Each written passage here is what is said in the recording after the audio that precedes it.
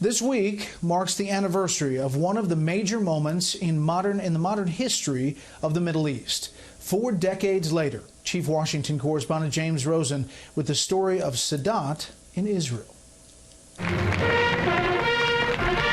When Egyptian President Anwar el-Sadat arrived at Ben Gurion Airport in Tel Aviv 40 years ago this week, it marked a historic turning point in relations between Israel and Egypt, Arabs and Jews. Suddenly the idea of not being isolated, suddenly the idea of not being rejected, suddenly the idea that you could actually live in this region and be accepted, it now became something that was thinkable. Sadat's itinerary included visits to the Holocaust Museum at Yad Vashem, a wreath laying for soldiers slain in the Arab-Israeli wars, and a warm visit with his enemy in one such war, former Israeli Prime Minister Golda Meir.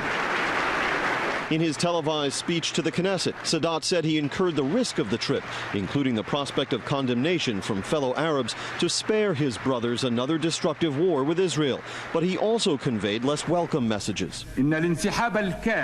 Complete withdrawal from the Arab territories occupied in 1967 is a logical and undisputed fact.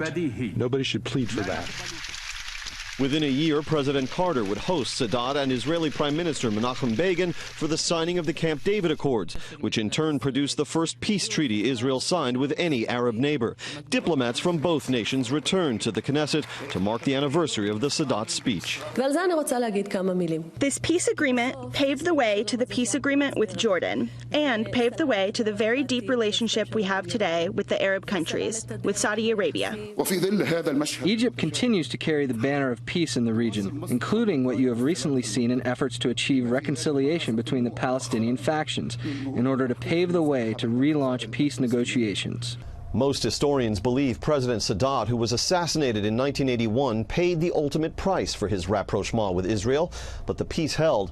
And later this month, Israeli diplomats will join Egyptian counterparts and President Sadat's widow for an evening reception in the Russell Senate Office building to commemorate this anniversary. Brett?